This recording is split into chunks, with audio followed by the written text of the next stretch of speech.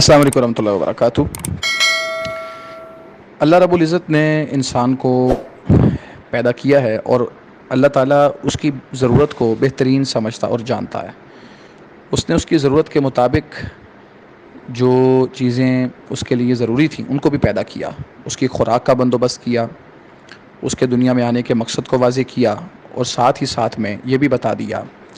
कि मैंने दुनिया में रहने में इंसान की तकसीम ये की है कि एक मर्द को, एक ख़ातून को बतौर बीवी उसके साथ जोड़ा है और उसकी बीवी को मैंने उसके लिए सुकून का बायस भी बनाया है और इफ़ज़ाइश नस्ल का ज़रिया भी बनाया है।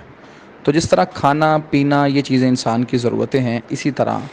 बीवी और बीवी के लिए खावंद ये भी इंसान की एक जिस्मानी ज़रूरत है जो फ़ितरत के ऐन मुताबिक है। अल्लाह रब्बुल इज़्ज़त ने इसे बनाया है। ये कोई अचंभे की या हैरत की या परेशानी की बात नहीं है। ये अल्लाह रब्बुल इज़्ज़त की बनाई हुई दुनिया है, उसकी तकसीम है और उसका फ़ितरी और नेचुरल सिस्टम है। इसे इंसान चाहते हुए भी कभी भी तब्दील नहीं कर सकता। तो जब ये शादी निकाह ये सब चीज़ें ऐन फ़ितरत के मुताबिक हैं, अल्लाह ताला का बनाया हुआ निज़ाम है, तो इस मामले में इंसान को सीरियस होना चाहिए और इसमें जो शरई उसूल हैं उनको कतई तौर पे छोड़ना नहीं चाहिए। नबी कायनात अलैहिस्सलातु वस्सलाम के ज़माने में अल्लाह रब्बुल इज़्ज़त ने कुरान मजीद को उतारा आप पर और रसूल कायनात अलैहिस्सलातु वस्सलाम की अहादीस के ज़रिए से जो शख्स अपनी इस जिनसी ख्वाहिश को निकाह या शादी के अलावा, निकाह या शादी के रास्ते को छोड़ के, जो हलाल रास्ता है उसे छोड़ के हराम तरीके से पूरा करता है, वो मर्द है या औरत है, कुरान मजीद ने अगर वो गैर शादीशुदा है तो उसकी सज़ा 100 कोड़े बताए और अगर वो शादीशुदा है तो उसकी सज़ा रजम बताया। इतनी सख्त सज़ा दी। लेकिन आप देखें कि ये किस माहौल में ये सज़ा बताई गई, सुनाई गई कि जब कोई मीडिया का दौर नहीं था, जब इतने ज़्यादा फितने आम नहीं थे, शादी निकाह आम तौर पे लेट नहीं हो रहे थे, इसके बावजूद भी ज़िना की और ये जो अल्लाह ताला की नाफरमानी है इसका वजूद वहाँ पे था, तो अल्लाह ताला ने इतनी सख्त सज़ाएँ बयान फरमाई। आज जिस माशरे में हम जी रहे हैं, इस माशरे में तो मामलात बहुत हद तक आगे बढ़ गए हैं। जिनसी हिजान के बहुत रास्ते मौजूद हैं और जिनसी बेराह रवी के इतने सोल्यूशन दिए जा रहे हैं, इतने ऑप्शन दिए जा रहे हैं आपकी नौजवान नस्ल को कि अगर नेचुरल सिस्टम जो अल्लाह का दिया हुआ है निकाह और शादी, अगर आप उसे अडॉप्ट नहीं करेंगे, उसे नहीं अपनाएंगे, तो हमारे नौजवान बेटे बेटियां, हमारे भाई, हमारी बहनें ये बुराई और फहाशी और अल्लाह ताला की नाफरमानी की तरफ बहुत तेज़ी के साथ चले जाएंगे। ये अपने आप को ईमान से कोरा कर लेंगे, अपने आप को, अपनी नफ्सियात को तबाह कर लेंगे, अपने दिल और दिमाग की जो सलाहियतें और क़ुव्वतें हैं ये सारी इनकी ख़त्म हो जाएंगी अगर आप इस मसले को और उनकी ज़रूरत को नहीं समझेंगे। तो मेरी सबसे बड़ी गुजारिश आज के दौर के वालिदैन से है, क्योंकि वालिदैन की ये बड़ी ज़िम्मेदारी होती है अपनी औलाद के हवाले से कि वो उनकी जहाँ पे परवरिश का इंतज़ाम एहतमाम करते हैं, उनको खिलाते हैं, उनको पिलाते हैं, उनको रिहाइश देते हैं, उनके लिबास का बंदोबस्त करते हैं, उनकी तरबियत करते हैं, सारा कुछ करते हैं। तो भाई अपनी औलाद के निकाह की भी फ़िक्र करें, उनकी शादी की भी फ़िक्र करें। और शादी और निकाह के लिए जो शरई उसूल है हमें बताया गया है वो क्या है कि जब सबसे पहली शर्त तो निकाह शादी के लिए बुलूगत है और बुलूगत के साथ साथ इसके लिए शऊर का होना, यानी जो जिसे रुश्द कहते हैं, जिसे उर्दू में हम शऊर या समझदारी कह सकते हैं, अच्छे या बुरे की तमीज़ हम कह सकते हैं, जो एक बुनियादी सलाहियत होती है, इन दो चीज़ों का होना ये निकाह के लिए बुनियादी शर्त है। उसके बाद फिर बेटों के लिए कुछ चीज़ें थोड़ी सी उनका ये होना कि उनके पास इतनी ताकत या इस्तिताअत हो जिसके ज़रिए से वो अपने निकाह को चला सकें। ये कुछ बुनियादी बातें कुरान मजीद ने बताई हैं। तो इसे खामखा लेट करना और बिलखुसूस यहाँ पर मैं अर्ज़ करूँगा बेटियों की शादियों के हवाले से इसे खामखा ताख़ीर और लेट की तरफ लेके जाना ये शरई एतबार से बिल्कुल गलत है।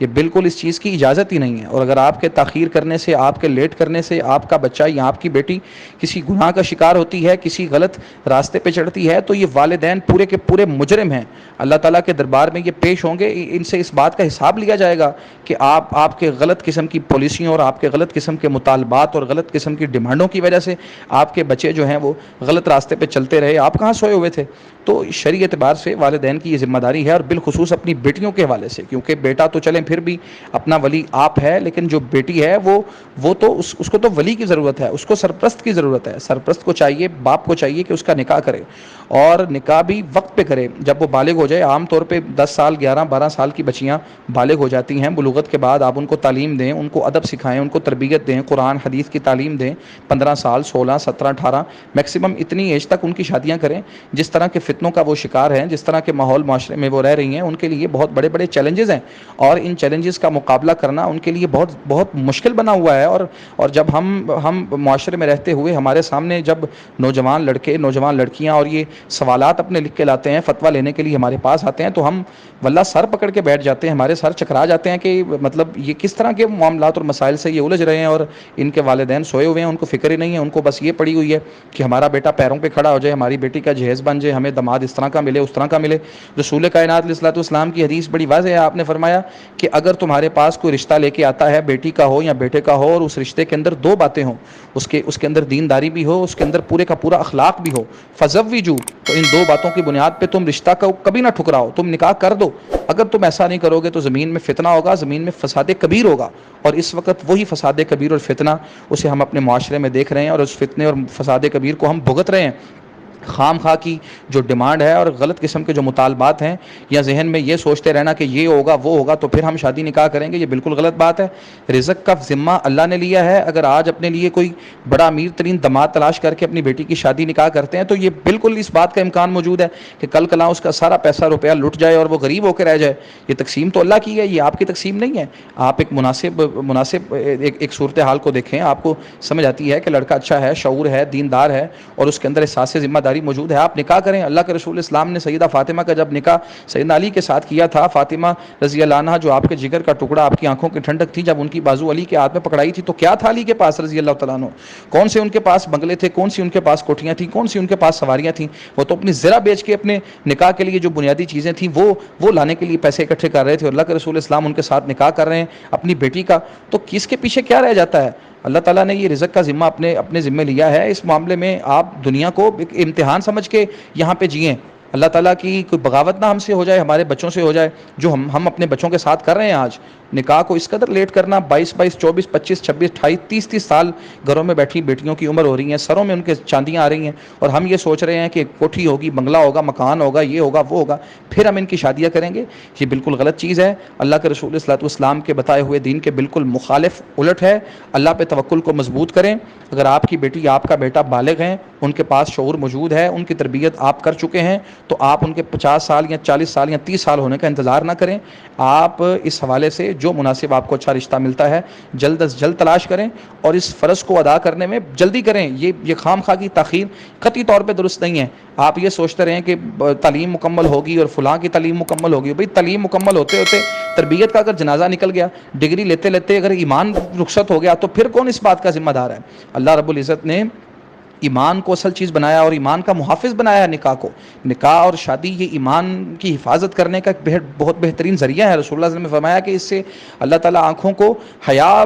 بخش دیتا ہے، اور اس کے ذریعے سے انسان کی آنکھ اور نگاہ جھک جاتی ہے۔ جب نکاح اور آنکھ جھکتی ہے تو انسان کے لیے اس وقت دین پہ عمل کرنا اور دین کو پوری طرح قبول کر لینا بڑا آسان ہو جاتا ہے۔ تو اس طرح تو ہم معاشرے کے اندر یہ غیر فطری نظام چلا کے اپنے بچے اور اپنی بچیوں کو ایک آزمائش کے پتال میں اتار کے ہم قطعی طور پہ ان کے ساتھ اچھا سلوک نہیں کر رہے۔ ہمیں اپنا وقت بھی یاد کرنا چاہیے جب ہم بالغ ہو رہے تھے اور ہمارے ساتھ اس طرح کے معاملات اور ہم ان مسائل کا شکار ہو رہے تھے، تو اس معاملے میں قطعی طور پہ تاخیر نہ کریں۔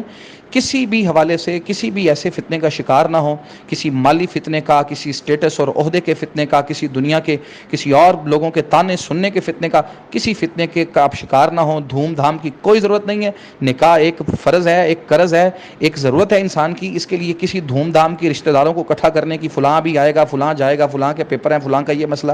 قطعی طور پہ ان سب مسئلوں کو چھوڑیں۔ اللہ رب العزت نے جو آپ کو دیا ہے ایک مناسب روزگار، اور اس سلسلے کو سامنے رکھتے ہوئے اللہ رب العزت کے احکامات پہ عمل کریں۔ اپنی بیٹیاں اپنے بیٹوں کے جو مناسب جائز آپ کو رشتے ملتے ہیں اس کے مطابق ان کو بیاہ کے ان کو اگلے گھر میں بھیجیں، اور جو اپنے بیٹے کا معاملہ ہے اس کو آپ ایک اچھے طریقے کے ساتھ حل کریں۔ اس معاملے میں خام خواہ تاخیر کرنا یہ قطعی طور پہ درست نہیں ہے۔ ہر دن اپنے بچے اور اپنی بچی کے لیے آپ آزمائش کھڑی کر رہے ہیں، ایک نئے امتحان میں ان کو ڈال رہے ہیں، اور اس مسئلے میں اگر وہ اللہ تعالیٰ کی بغاوت اور نافرمانی میں پڑے ہوئے ہیں یا کسی بھی قسم کے فتنے کا وہ شکار ہوتے ہیں تو اللہ تعالیٰ کے ہاں بھی آپ مجرم ہیں. اور اگر ان سے کوئی ایسی غلطی ہو گئی اور بالخصوص بیٹیوں سے کوئی ایسی غلطی اگر ہو جاتی ہے جس طرح کے معاشرے کے اندر بہت ساری داستانیں سننے میں آتی ہیں کہ وہ بعد میں عزتیں لوگوں کی داؤ پہ لگ جاتی ہیں, خاندانوں کی عزتیں پاؤں تلے رون دی جاتی ہیں, تو ایسے وقت سے خدا را اللہ رب العزت سے ڈریں. اگر آج وہ خاموش ہیں, آپ کے بچے اور آپ کے تابع ہیں, آپ کی اطاعت کر رہے ہیں اور آپ ہی کی آنکھوں کو دیکھ رہے ہیں اور آپ ہی کے اشارے کے اور آپ کے حکم کے منتظر ہیں, تو ان کا مزید امتحان نہ لیں. اللہ تعالیٰ کے حکم کو پورا کریں اور اس کے حکم کے مطابق اچھی جگہ پہ ایک مناسب رشتے کی تلاش کر کے دین اور اخلاق ان دو چیزوں کو مقدم رکھ کے آپ ان کی مناسب جگہ پہ شادی اور نکاح کریں. باقی معاملات اللہ تعالیٰ کے سپرد ہیں. انشاءاللہ العزیز ایک مناسب حد تک اس پہ سوچ بچار پلاننگ ضرور کریں, لیکن توکل اور سپرداری اللہ تعالیٰ کے کر دیں. انشاءاللہ تعالیٰ وہ کبھی ضائع نہیں کرے گا.